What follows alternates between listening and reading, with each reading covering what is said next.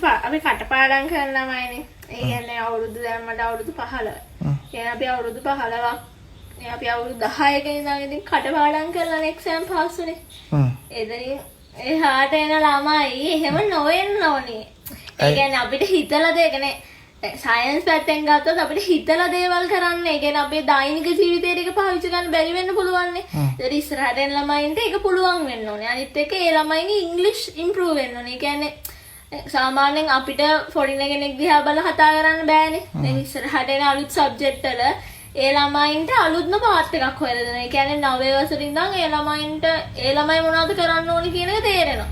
දැන් අපේ ළමයි අපේ ජෙනරේෂන් එකේ ප්‍රශ්නේ ඇයි අපි විභාග කරන්න කියන එක අපේ ළමයින්ට නෑනේ. ඇයි අපි පාස් වෙන්නේ? ඇයි අපි O level පාස් වෙන්නේ? එහෙම නෑනේ. ඒකට හේතුව තමයි ළමයි දන්නේ නෑ. ඒ කියන්නේ ජොබ් මාකට් එක ගැන දන්නේ නෑ. මොනවාද තමන්ට ෆියුචර් එක හදාගන්න මොනවද ඕනි කියලා දන්නේ නෑනේ. හැබැයි දැන් අලුතින් එන ළමයි සෙට් එකට ඒක ගැන තියනවා. ඉතින් ඒ කියන්නේ එයාලා මොනවද ඉස්සරහට කරන්න ඕන කියලා කියන්නේ එයාලගේ අනාගතේට බය නැහැ. ඒකින්ද අධ්‍යාපන ප්‍රතිසංස්කරණ කියන්නේ මේ තියෙන අධ්‍යාපන ක්‍රමය වෙනස් වෙන්න ඕනේ. ඔව් ඉතින් නැත්තම් බෑනේ නිකන්. කටපාඩම් කරලා අනාගතයක් නැහැ. නෑ. ඔව්. සෙන්ස් ඔෆ් වෙලා තියෙන ළමයින්ගේ. එහෙමද? ඔව් ඒක ඇත්තටම ඔෆ් වෙලා නේ කියන්නේ ලංකාවේ මිනිස්සු බුද්ධිමත්. හැබැයි ඒ මිනිස්සු ලංකාවේ ඉඳලා තමන්ගේ නොලෙජ් එක හදාගන්නේ නෑනේ. ඒගොල්ලෝ ඒ තමන්ගේ දැනුම වෙන රටවල් වල ගිහිල්ලානේ දෙන්නේ. දැන් ආශා කිව්වහම ඕනි මිනිස්සෙක් දන්නවනේ. තාම ලංකාවේ එහෙම හැදිලා නෑනේ එහෙම එකක්. එතකොට අපි බලන්න ඕනේ ඒ වගේ දෙයක් අලුතින් හදන්න. ලංකාවේ ඇතුලේ අලුතින් හදන්න. එතකොට අලුතින් හිතන්න පුළුවන් මිනිස්සු ටිකක් හැදෙයි. එතකොට අවුරුදු 18න් විතර නිකන් ඔහේ යන ළම මිනිස්සු නැති වෙන්න පුළුවන්. ඒ කියන්නේ නිකන් අර නිකන් අවුරුදු 18 වෙද්දි කිසිම ජොබ් එකක් නැති ඔහේ නිකන් ඉන්න මිනිස්සුන්ට ඉස්සරහ අවුරුදු 18 වෙද්දි මේ මිනිස්සුන්ට හොඳ ජොබ් තියෙන්න පුළුවන්. එහෙම හැදෙන්නේ. ඒතකොට කල්පදින මිනිස්සු වෙනස්. දැන් ඔයා දැක්කද දැන් ඔයාලගේ පහළ පන්ති වල නංගිලාට පොත් එහෙම ඇවිල්ලා තිබ්බනේ ඒවා දැක්කද ඔයා? ඔව් ඒව නම් ලස්සනයි. ඒ කියන්නේ අපිට අපේ පොත් වලට වඩා හරිම ක්‍රියේටිව් විදිහට පොත් හදලා තියෙනවා.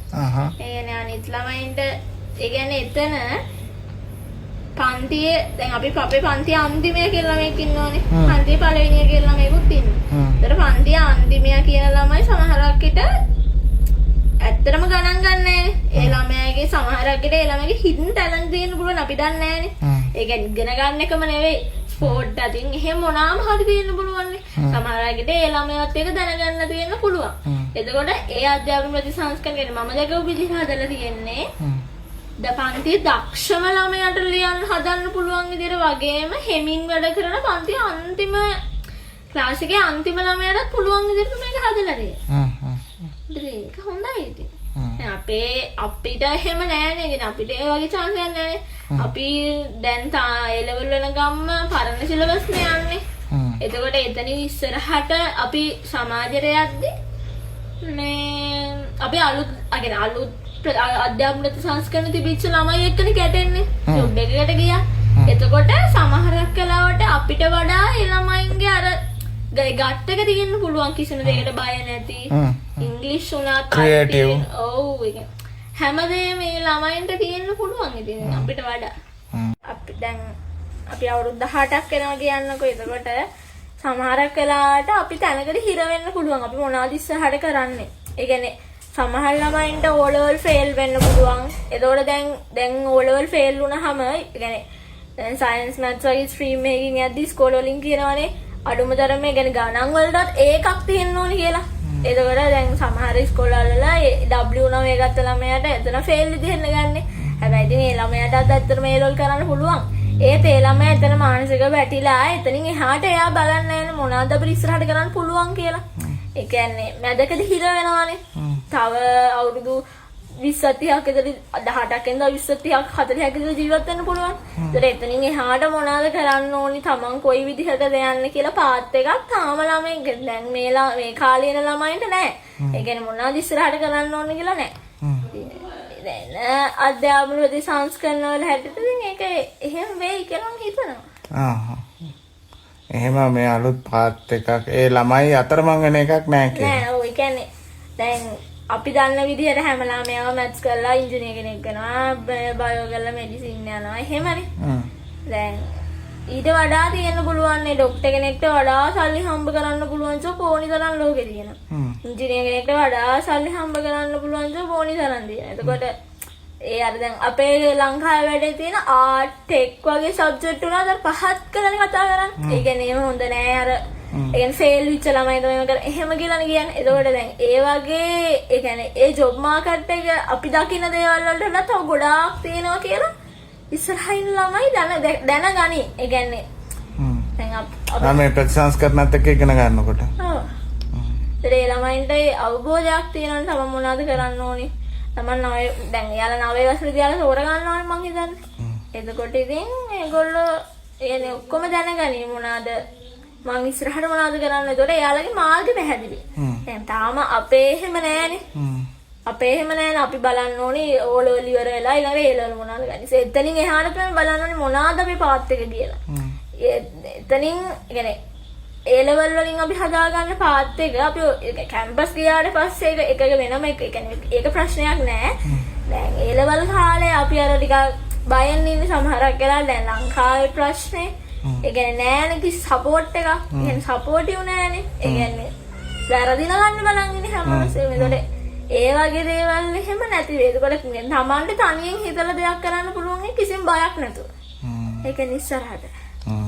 හරි ලස්සනයි ඒ පොත්. ඒ කියන්නේ අපේ වගේ නෙමෙයි. අපේ සමහර තියෙන දේවලුත් බොරු. ඒ කියන්නේ ඉතිහාසයේම තියෙනවා. ඒ කියන්නේ ඉන්ටර්නෙට් එකේ සර්ච් කරාම වෙන මිනිස්සෙක් ඉන්න පොතේ ඉන්න වෙන මිනිස්සෙක්. ඒකට අපි IT වල කියන්නේ අපි ඉගෙන ගන්න පරණ මේවානේ. ඒ කියන්නේ අපි වර්ඩ් ඉගෙන ගන්න 2010. දැන් අලුත් වර්ඩ් Microsoft ලගේ ඇවිල්ලා තියෙනවා. ඒකට සමහරව එකතු වෙලා තියෙනවා.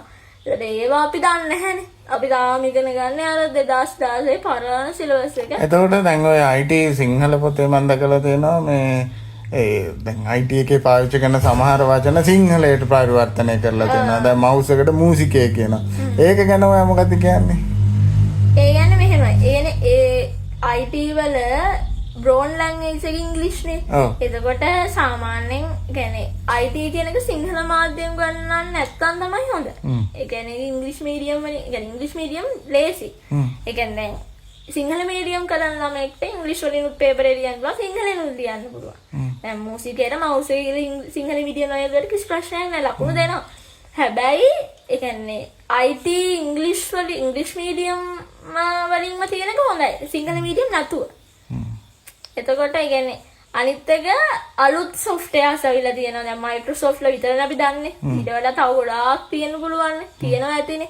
සමහරක් ඉත ළමයි දැන් අනිත් එක software දැන් software engineers ල software ආගේ software හදනවානේ. එතකොට සමහරක් ඉත ඒ කියන්නේ පොඩි කාලේ ඉඳන්ම ළමයි කියන්නේ ඒ අලුත් ප්‍රතිසංස්කරණ වලින් මම හිතන්නේ මේ ID වල එහෙම කියන්නේ ළමයින්ට software අලුතෙන් හදන විදිහ ඒ කියන්නේ අර කියලා දෙන ප්‍රාථමික මට්ටමක ඒක දෙන්න දෙයි කියලා මම හිතනවා. දැන් අපේ තාම නෑනේ. අපේ තියෙන සිස්ටම් software එක කියන්නේ මොකද්ද operating system එකක් කියනවාද? එහෙමනේ තියෙන්නේ. කටපාඩම් කරලා. එහෙමනේ දැන් අපි සාමාන්‍යයෙන් IT ඇත්තටම කටපාඩම් කරලා ලියන්නේ එහෙම හිතලා ලියනවා. සමහර ඒවා Excel access ප්‍රශ්න ඒ ගණන් හදන ටික shape. ඒත් සමහර ගොඩාක් දේවල් අපි කිසිම MCQ එක ගහන්නේ කටපාඩම්. ඒ කියන්නේ කම්පියුටර් එකක් නැති ළමයෙක් ඉන්නත් පුළුවන් නේ සමහරක් විට. ඒතර ඒ ළමයාට කිසිම අවබෝධයක් නැති වෙන්න පුළුවන් IT ගැන. එතකොට ඉතින් ඒවා ලොකු ප්‍රශ්න. අනිත් ඒ ඉංග්‍රීසි වල එහෙම يعني අපිට වඩා ඒ ළමයි සමහරක් විට ඉංග්‍රීසි වලිනුත් ඒ කියන්නේ අපිට වඩා ලොකු ඩිමාන්ඩ් එකක් තියෙන ළමයි. يعني එයාලගේ පොඩි කාලේ නැති වුණාට දැන් මම හිතනවා මේ අධ්‍යාපන ප්‍රතිසංස්කරණත් එක්ක මේ ඉංග්‍රීසි වලත් ලොකු පෙරලියක් يعني අපි එයාලත් එක්ක ජීවත් වෙද්දී ඒ ළමයින්ට අපි සමාජයේ හම්බ වෙන්නේ. ඒකට ජොබ් එකකට ගියාද ඉතින් يعني අපිට වඩා ඒ ළමයි හොඳ තැනක ඉඳී. يعني අපිට වඩා හොඳ ටැලන්ට් තියෙන ළමයි ඉස්සරහට බිහි වෙන්නේ. ඒකට ඉතින් ලංකාවේ දුරේ නාස් එකක් හදන්න පුළුවන්.